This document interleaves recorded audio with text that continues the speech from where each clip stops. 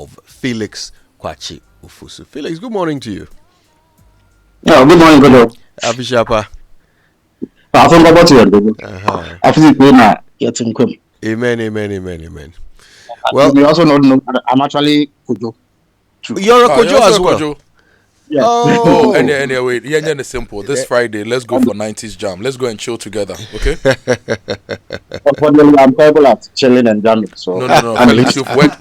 We'll teach you. You've worked hard this year. Based on what listeners are telling us, your government has worked hard. You need to chill a little bit before you get into the next year. So Friday, 90s jam. Compulsorily, you are being compulsorily invited to come and dance. Yesterday we assessed the work of your ministry and we gave you an A. You've worked hard. Come and chill, okay? Come for our day. Well, let me give you a typical government response. So I cannot confirm or deny that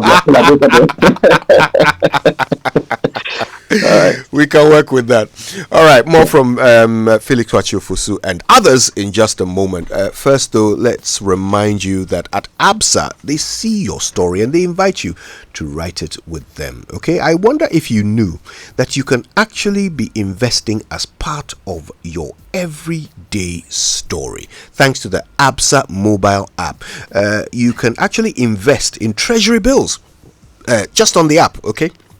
No need to queue at branches and fill forms. It's all done on the app. Just download the app from the Google Play Store or the App Store and register. And after that, you can start transacting. Okay, and you can keep investing in your future one tap at a time. So at ABSA, your story matters, and they invite you to write it with them. You can go to absa.com.gh to learn more. Your story matters, ABSA. And you can get your eSIM from MTN. Just download the My MTN app wherever you are. Follow the steps and you are live. It's an ultimate life hack for you. You don't need to join any queues. Download My MTN app if you haven't already. Skip the queues, follow the prompt, and get your eSIM. And if you are still yet to go to Electroland, the Electroland Achedia promo is running up to 70% off factory price sales discounts at Electroland Ghana Limited. So go to any of their outlets. Today is the last day, okay? You can go to Tamalinia, Lamashegu, Spintex, Paloma Hotel, Ring Road in Accra, Kumasi on the Castle Road, Takrady near the Telecel office, Swedro, and all the other branches to enjoy the up to 70% off in the Achedia Kessie promo. Right, let's get to it. The Minister for Government Communication joins us, Felix Kwakye Ofosu. Felix, we're attempting to assess the performance of President Mahama in his first year of his second coming, if you will. So we'll start with our format and then give you the opportunity to open up the conversation. So first, we'll give you the chance to rate him from A to F, and then you can go ahead and tell us why you're rating.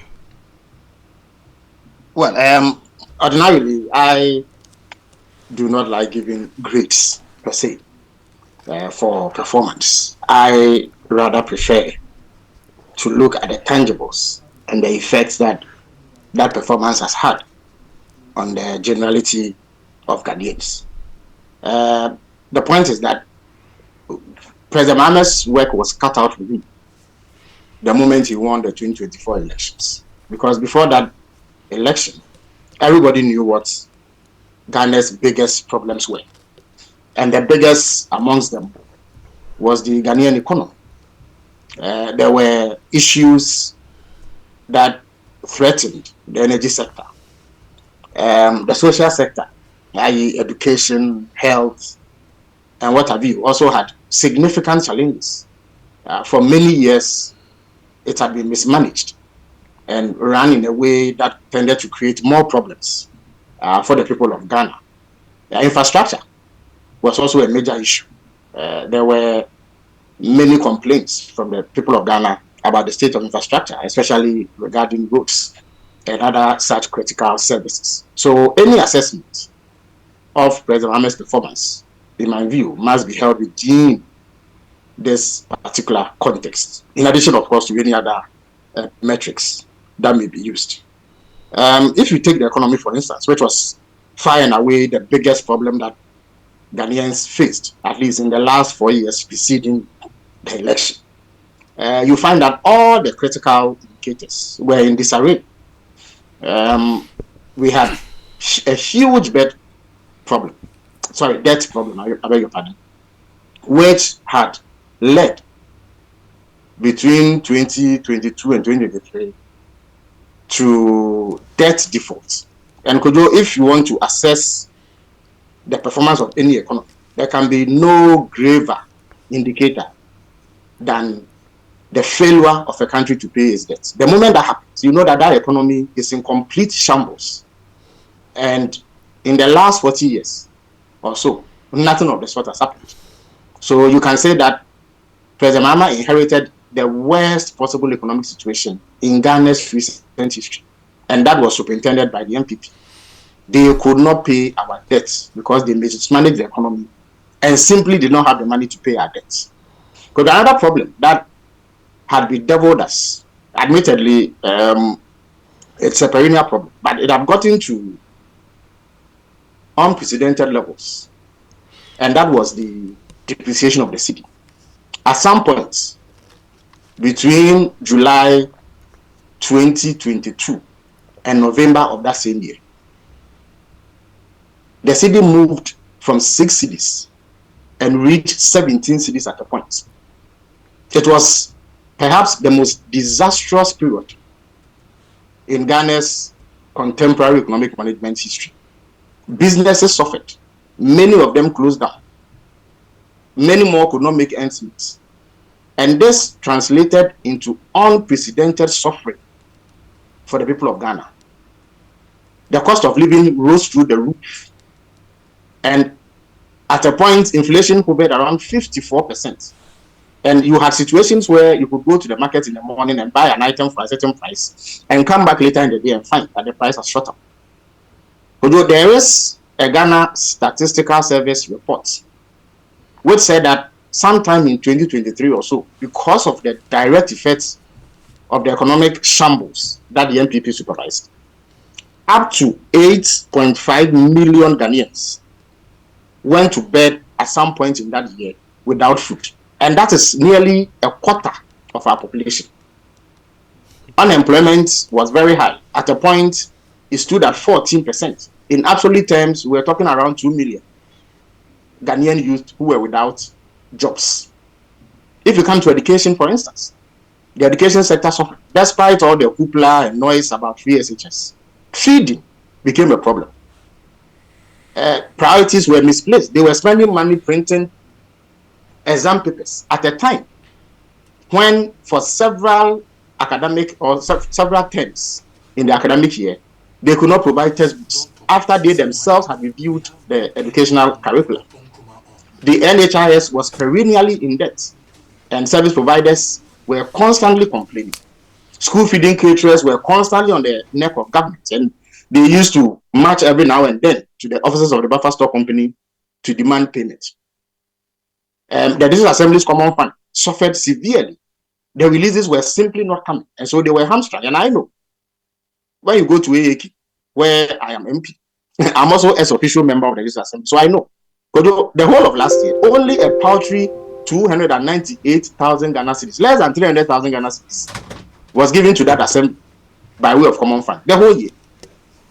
And so, if you look at this situation, you find that any government that was succeeding the MPP was going to have quite a tough time. And what has President Mahama done? He has appointed the right people to helm economic management. I mean, forget about all the noise that the MPP used to make about the supposed prowess of the economic management team. We have not had to make such noise. But President Mahama appointed the right people. He appointed Ofosu as finance minister, appointed Dr. Esiama as governor of the Bank of Ghana, and put others in place to assist them in their work. What are the outcomes?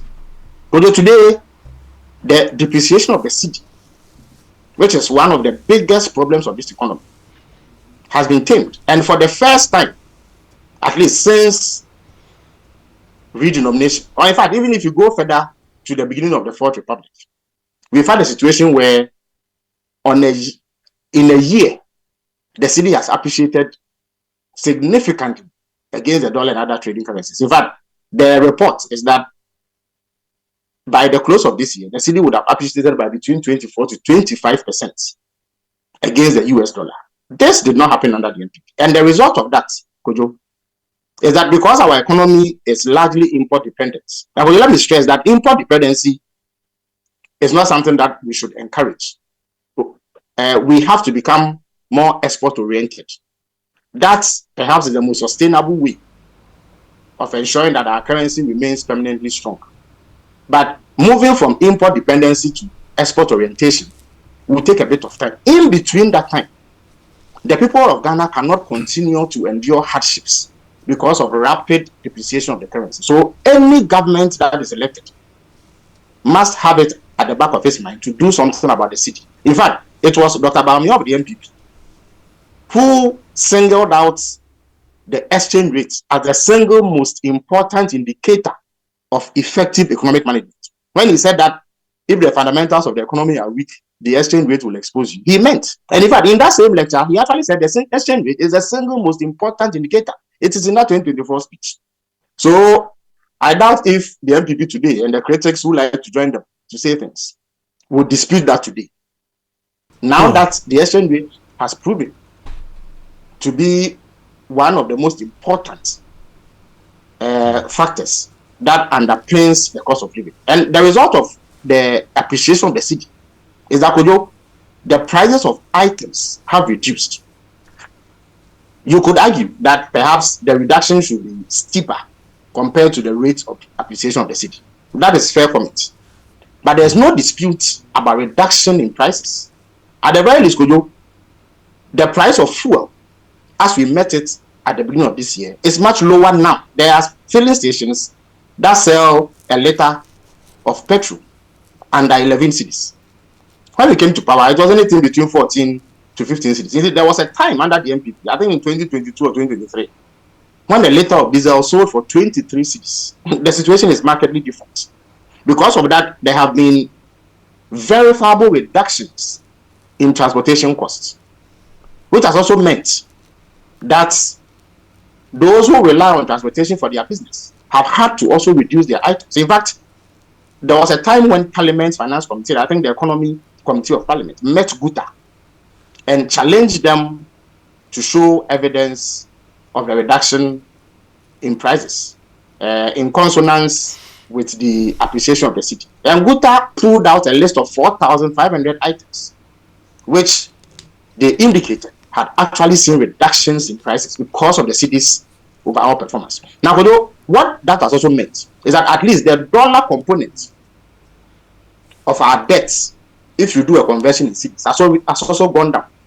And when the finance minister presented the budget, it was clear that between 70 to 80 billion Ghana cedis had been chalked off of our debt, from our debt, because of the appreciation of the cedi. So the cost of living, which was the biggest problem that Ghanaians were facing, has significantly improved because of the cedi's performance. Right. If you look at the energy sector, before we move on to energy, if you don't mind, since you've raised some very key points on the economy, I want to get a few other opinions on the economy before we move on to the next sector, if that's okay. So let's say good morning to Professor Godfred Bokpin of the University of Ghana. Also on the line is Kojo Oppong Nkrumah, who is a ranking member on the Finance Committee of Parliament. He's also the Honourable Member of Parliament for Ofosu Ayiribi. Benjamin Boakye of ASEP also joins us. I don't know if you've realized, but currently in this conversation, there are 4 Kojus.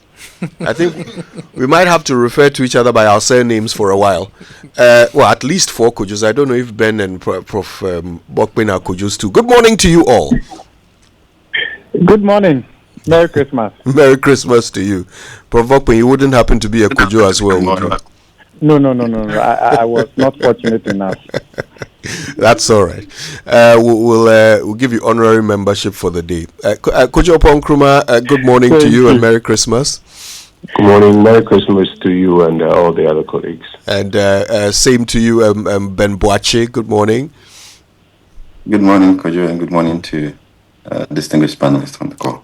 Excellent. All right. Now let's take this thing round a little bit with the economy. I'll start with you, Kojo Nkrumah. So the format is you'll give the president a grade from A to F, and then you tell us why. I would decline to participate in your specific format. I'm now hearing it in the last few seconds for the first time. Okay. So I haven't had the opportunity to consider it. What I've had opportunity to consider is a general impression of how the new administration is doing on the economy. And I think I'll be able to say that they've started well on the economic management front. As most government in their first year of administration start. I joined a few minutes ago and I had my brother Felix, touting their record, as it should be. That's what we all do when we are responsible for government communication. So he would tout the record. And it reminds me of the first year records of the various administrations, particularly the 2017 to 2018 administration of President Akufo-Addo. You would also find at that time that inflation was, brought down from what we had inherited from about 15% or so, brought down in the first 2 years to about 7%. I think it is 7.1%. You'll find growth literally picked up from about 3.5% in the first 3 years after that. Growth was doubled.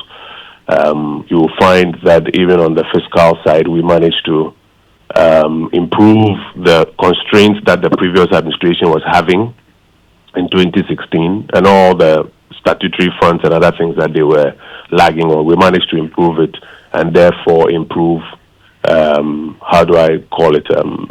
disbursement to these various funds.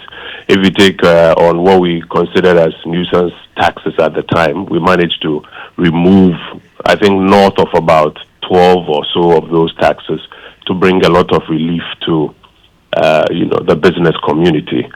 In fact, we managed to achieve stability of the currency. I think in about the first half or so of that particular year. That was when Dr. Baumia, who Felix referred to, said that we had arrested the city and put it in handcuffs. Ours was not an appreciation; it was stability. And I think sometimes when we use these terms, we should also take our time to distinguish between them. So when I hear a list of the economic achievements, may I say, in the first year of this government, my mind goes back to, what we had also succeeded in doing in the first year of our administration. And I think that it is fair to say that this government has started well on the economic management front. Okay. The challenges that we have raised, first of all, are to do with issues, for example, like candor. How candid are they being in the methods they are using? And I think the last time I was in your studio, I had an opportunity to delve into full detail about it. On the currency side, for example, it's obvious that at the beginning, the government did not want to tell the truth about what they were doing. You recall when we started making the argument that because we were clear on the strategy they were using, we thought that we had a responsibility to raise cautions about the sustainability of that strategy. Initially, they were of the view that they should hide that fact. And so you recall the governor telling us that there was no, whether they call it intervention or intermediation, the governor literally denying it, the president denying it. I think it was you or one of your colleagues who later, after the government had been literally forced to suspend the intervention and put in place a framework. One of your colleagues also is the one who asked the president at the press conference. And that was the first time the president admitted to the method that was being used, which we had earlier raised that, listen, we understand what is going on. If we're able to stabilize or maybe achieve some mild appreciation, of course, cost of living is very important to the people of Ghana, and so that is helpful to everybody. But if the methods we are using are methods that we should take a second look at, let's be candid first of all and examine those methods so that we also look at it on the question of sustainability. Then subsequently they admitted that yes, this was the method. I think as at now, getting to the end of the year, we have clarity of how much, whether they call it intervention or intermediation, we have clarity on how much of that they have done. And it leads you to ask the question, how are they able to do that? They are able to do that because they've inherited a particular program that now helps in the accumulation of reserves and in the growth of our balance of payment, if I may put it that way. Initially, as I mentioned, because they wanted to just obfuscate, they would not admit that that is what was going on. The questions that then come up, first of all, are about the sustainability, as I mentioned, and the cost of this particular enterprise. And if it is something that is sustainable and doesn't, lead to significant cost in terms of the environmental cost, and then even the opportunity cost economically, I think it's something that everybody will be happy about. However, we have reason to continuously and painfully draw the attention of the government to the fact that the costs of this particular exercise should also be disclosed so that you can then do a full comparison. If you look on the fiscals, we have said time and time again that they have done more damage to the fiscals than they inherited. And we say so in all humility, particularly because we have learned from something we did in 2017. In 2017, when we removed a good number of those taxes, revenue to GDP ratio dropped from somewhere about 19%. If you check, for example, the ISA report on the economy that they published recently, it dropped from about 19%, came down to somewhere about 17%, and it took a while to begin to recover. They have repeated the same thing by, removing quite a number of taxes, I think about 3 or so, but they've introduced about 8 or 9 different taxes, and sometimes we'll continue to urge you, our colleagues in the media, to not just take the narrative, but look into the details. You will see that they've introduced about 8 or 9 new taxes. We've said it time and time again, but it appears that, maybe people just want to overlook that and just continue touting the narrative. But the point really is that we are worried that the taxes that have been removed eventually reduce the revenue effort of this country. And as it showed up in the mid-year, well, not the mid-year, actually, the Q3 review, the revenue to GDP ratio is now dropped to about 11%. That's about 500 basis points of GDP that is gone. And they are suggesting that they will make efforts to make it up by the end of the year. On account of that, you find that they have difficulties in meeting their own full expenditure commitment, and their response to that is that it's fiscal discipline. And we have over and over again made the point that fiscal discipline starts first from the prudence of the fiscal framework you've put in place, second from your ability to mobilize, and thirdly from your ability to stay within those spending parameters.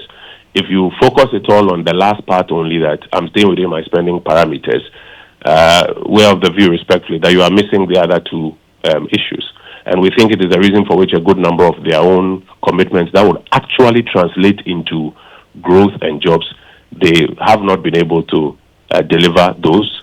And you will find, in our view, that in 2026, those particular parameters of the growth and jobs will also begin to struggle. And those are some of the things that people measure at the end of the day. So just to sum up my submission, I think what we are seeing in the beginning is a good start from the administration, which is very similar to how literally all the administrations start in the first year when they are cleaning up after previous, sometimes election year overruns and an overheated economy.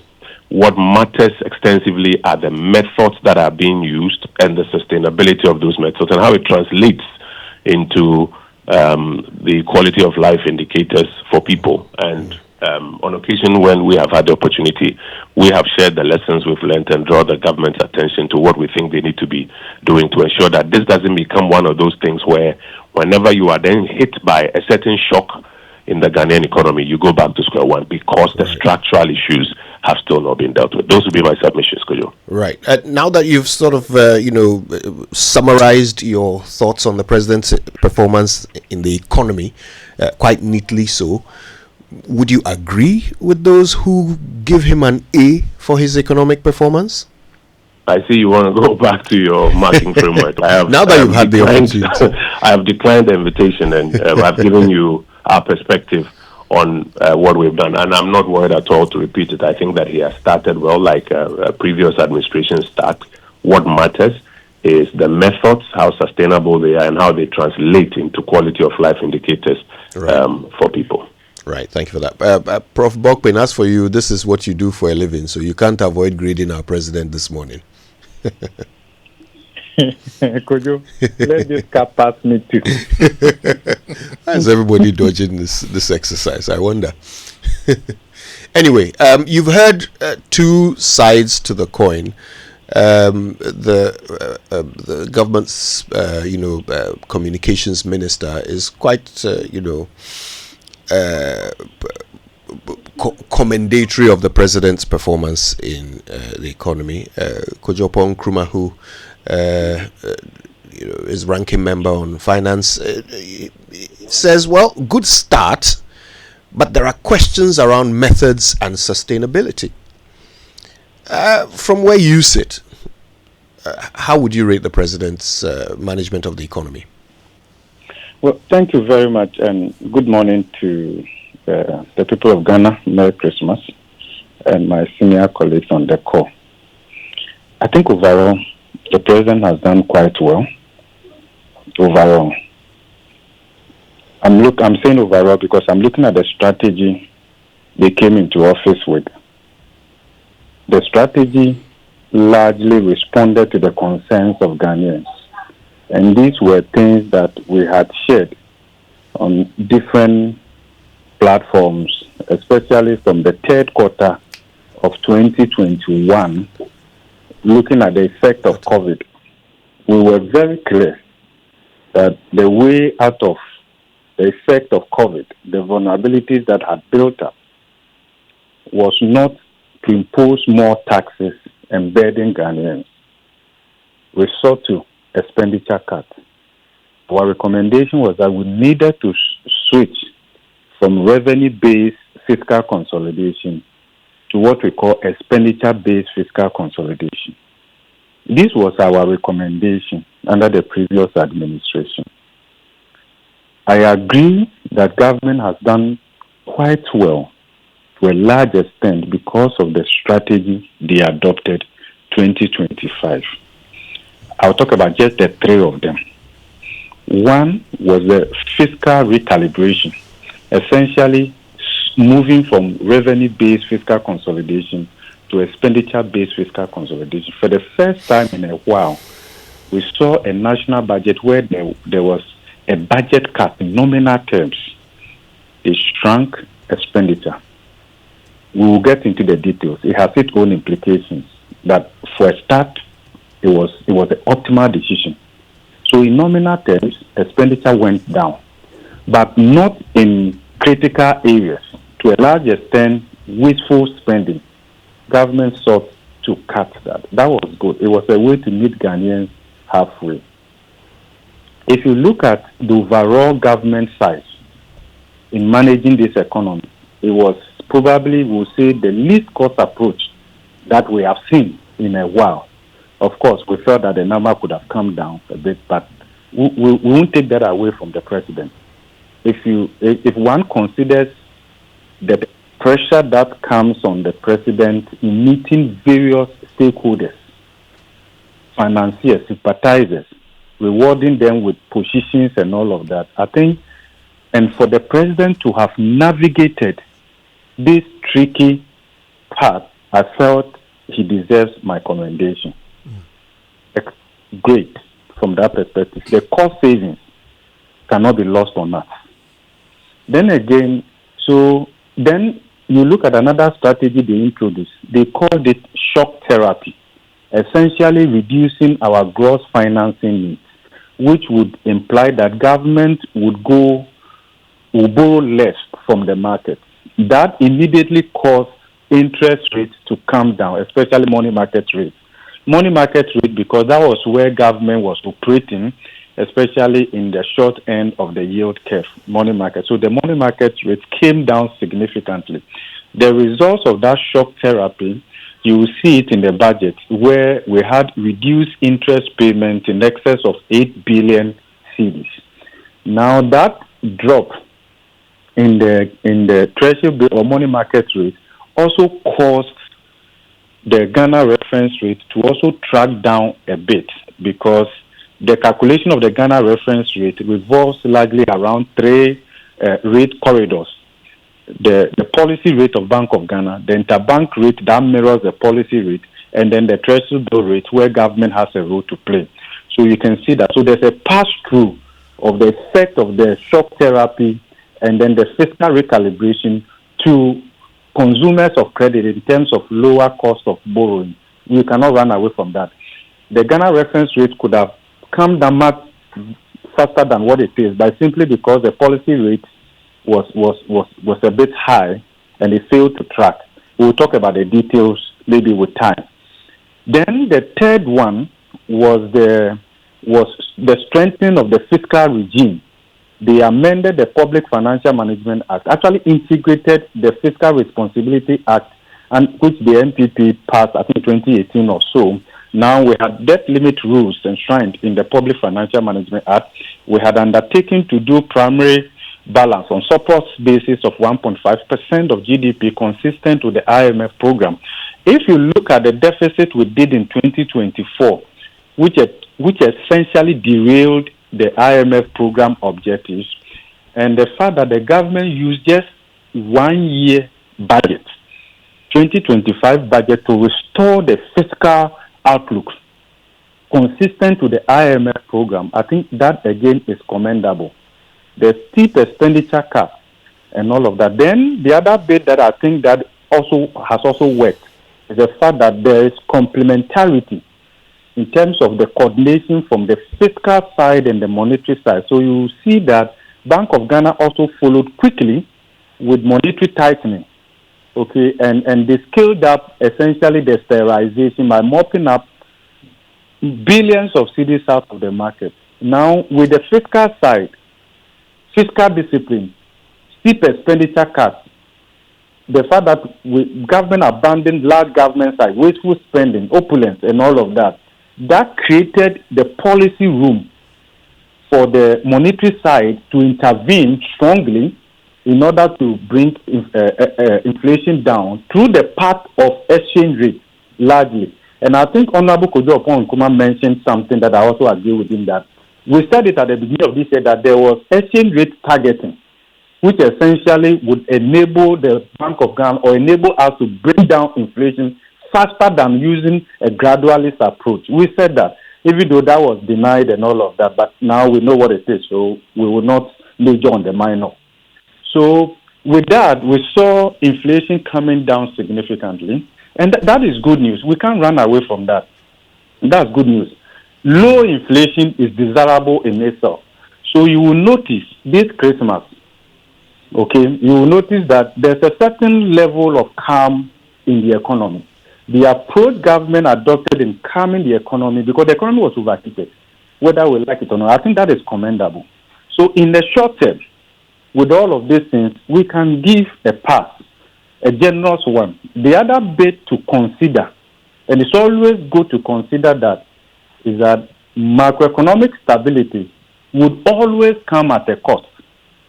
So the cost of restoring macroeconomic stability, either in terms of taxes or expenditure cuts, as government has done, and all of that, should not be lost on us. And here you see the trade-offs.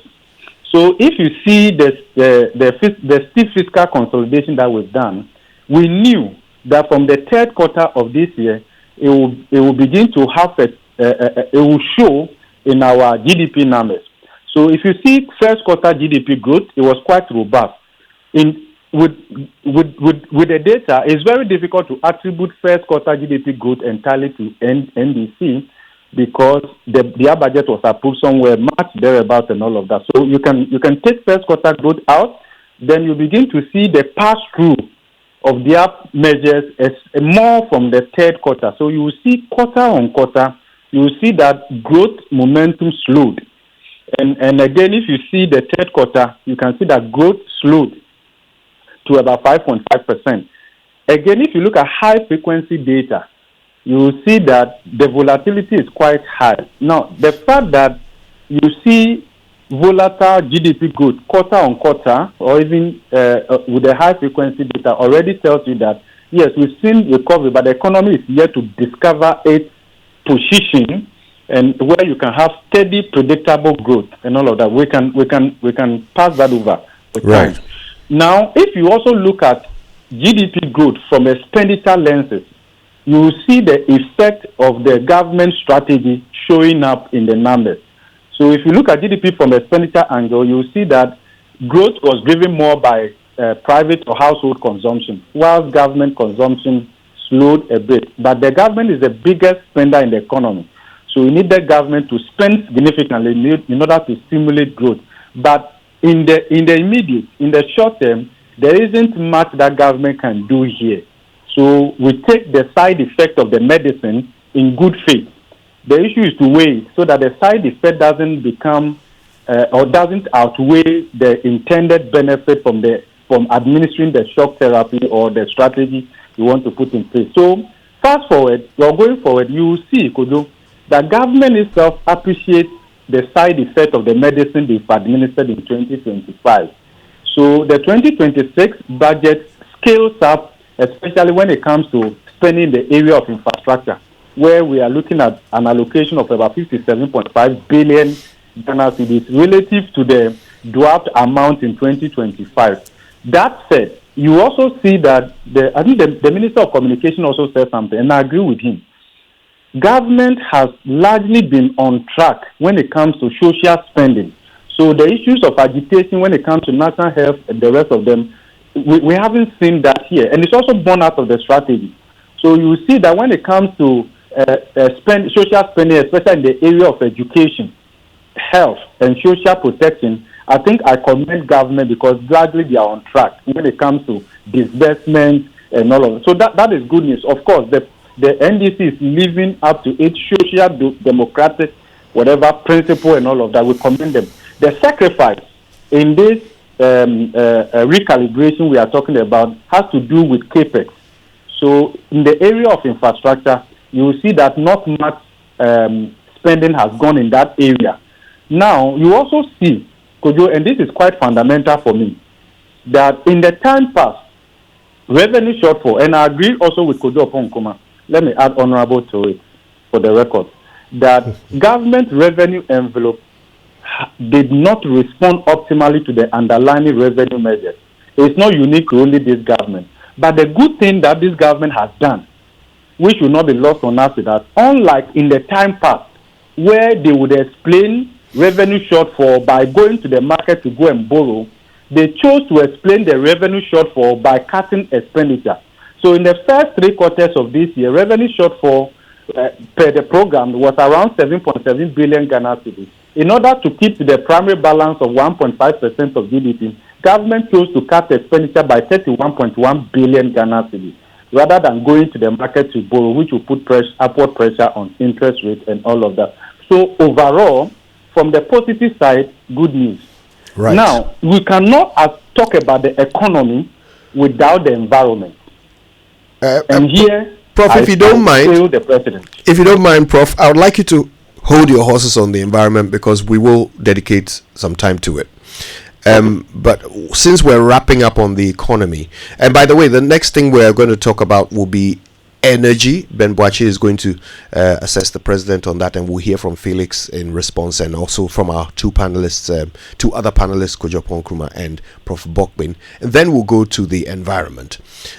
Now, just before we take a break and then come back to hear from Ben Boakye on energy, I want to give a minute each to Felix and Kojo just to have their let's call it response to Prof. Bokpin's assessment.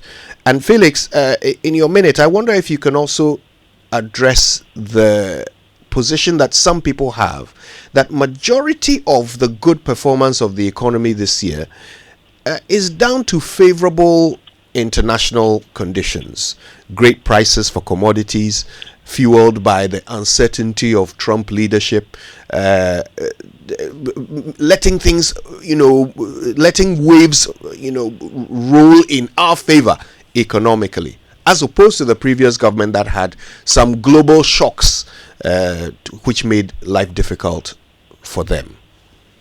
Kojo, it was not the previous government alone that suffered global shocks. In fact, since 1992, every government we've had has suffered some form of global shocks. Indeed, in the mid-90s, you recall that in the run-up to the two elections of 2000, there was a precipitous drop in the prices of commodities like gold, cocoa, and what have you. And it significantly impacted government finances. And I recall that during that campaign, the government of the day, led by the likes of Victor Saleme and Mr. Kwakye, made it a point to highlight those challenges. They were dismissed as untenable, and the government of the day lost elections. President Kufuor also had some global shocks in the form of the rise in the prices of some imported commodities. There was a global financial crisis between 2006 and 2008. President Mills also had his own form of shocks. And then President Akufo-Addo had some shocks. So shocks have always been there. But you can still have things going smoothly for you by way of the external factors that influence the performance of an economy and still mismanage your finances. The secret to the success that we've showed is not that we've had favorable terms in terms of the export of commodities. It is that we have remained fiscally disciplined. So Kojo highlighted the bits about some revenue shortfalls. I think Professor Bokpin also did. What has happened is that over the period, or before this government came to power, whenever there have been shortfalls in revenue, governments have failed to make corresponding cuts in expenditure. And if you check the record of the NPP, when COVID struck and there was some shortage or shortfalls in revenue, but they had some additional finance, over 20 billion Ghana cedis or so, from institutions like the World Bank, the IMF. In fact, the IMF gave us $1 billion back to back between 2022 and 2023. No government has had $1 billion for free from the IMF in that manner. They had money from the AFDB, they had money from the World Bank and other financial institutions. And yet they failed to make corresponding cuts in expenditure so that the shortfalls that have occurred in revenue mobilization do not become a problem.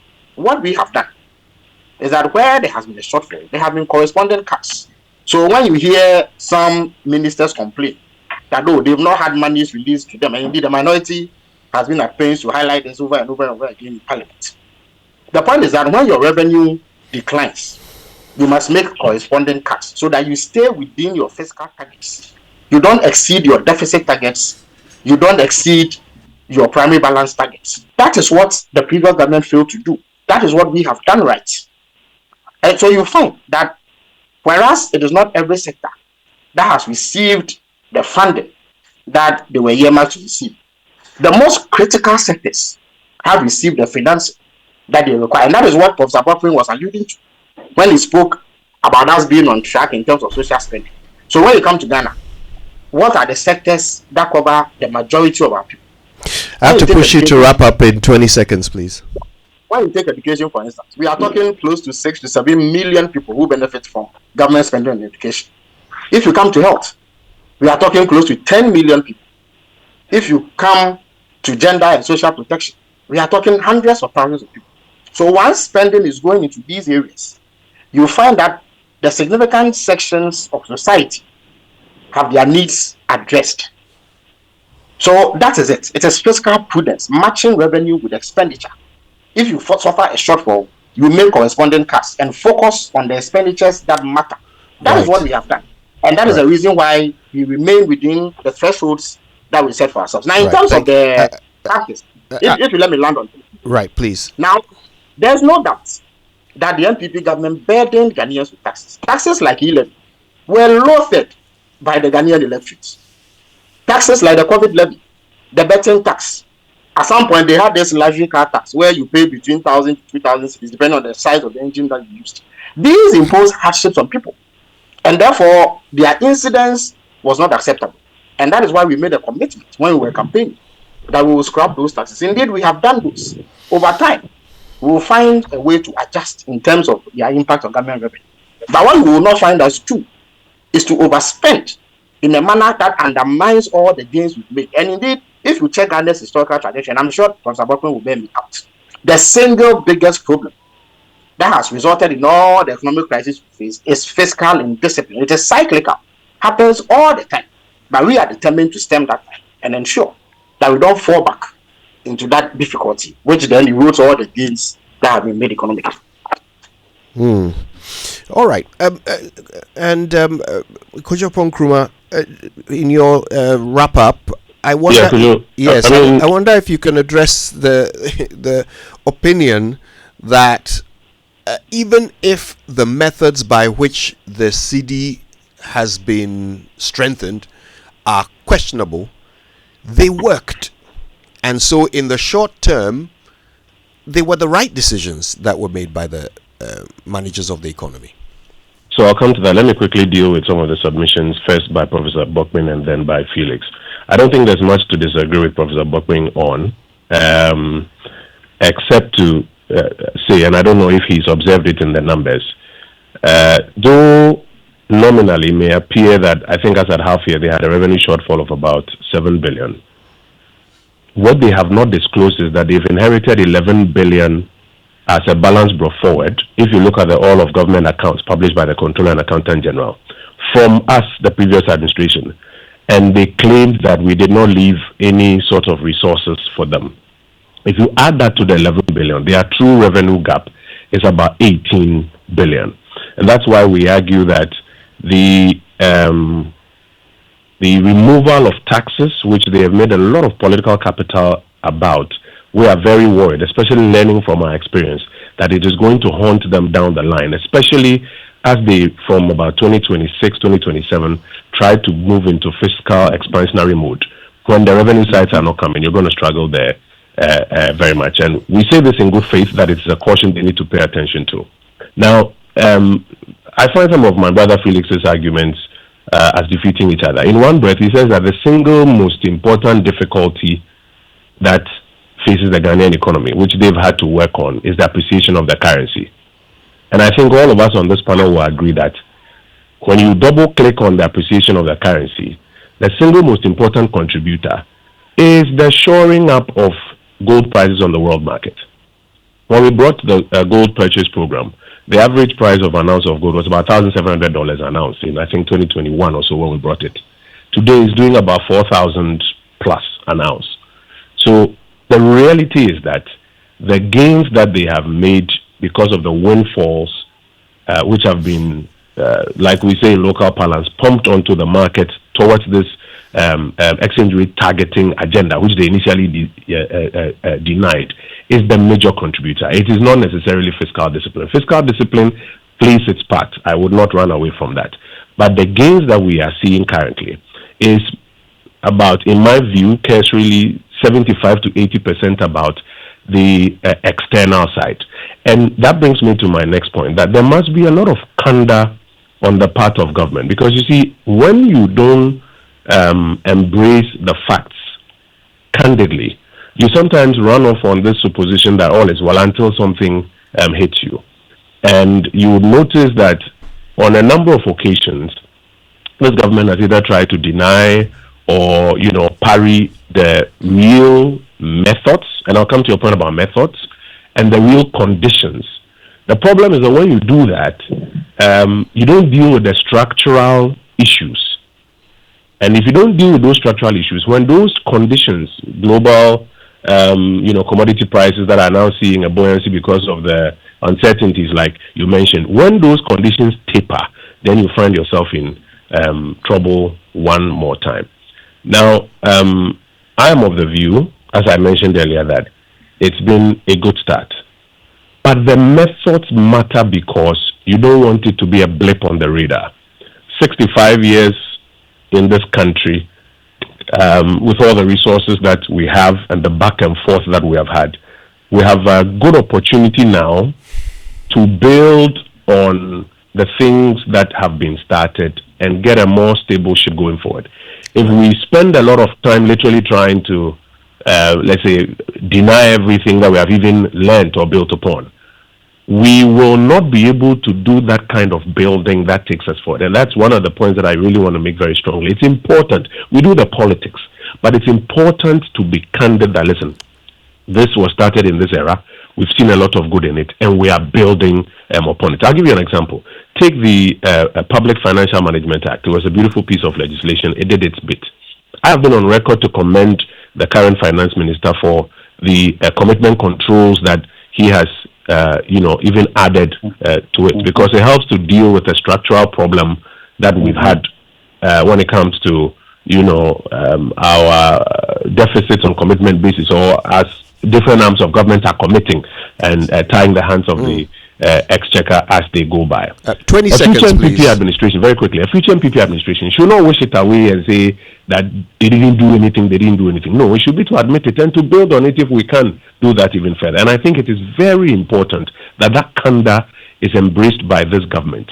The last time, for example, they brought a loan facility to Parliament. They said it's a financing facility, trying to define it differently. You don't need all of that. You need to be candid so that you can then build on the foundation. Else, you will tinker with the margins, use methods that work in the short term, but you wouldn't have addressed the structural issues, and something simple hits you tomorrow and we're back to square one. Nobody wants that for Ghana. Right. Now, I can't wait to get into a conversation about energy. Ben Boakye joins us with his candid assessment of the president's performance in that sector.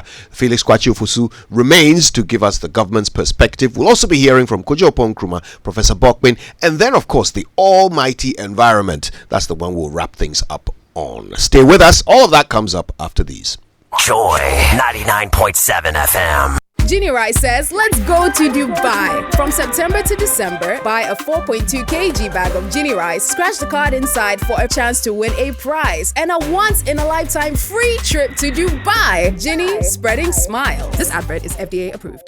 As 2025 comes to an end, we look back full of gratitude and see God's faithfulness. With hearts full of thanksgiving and our hands ready to worship, join us for crossover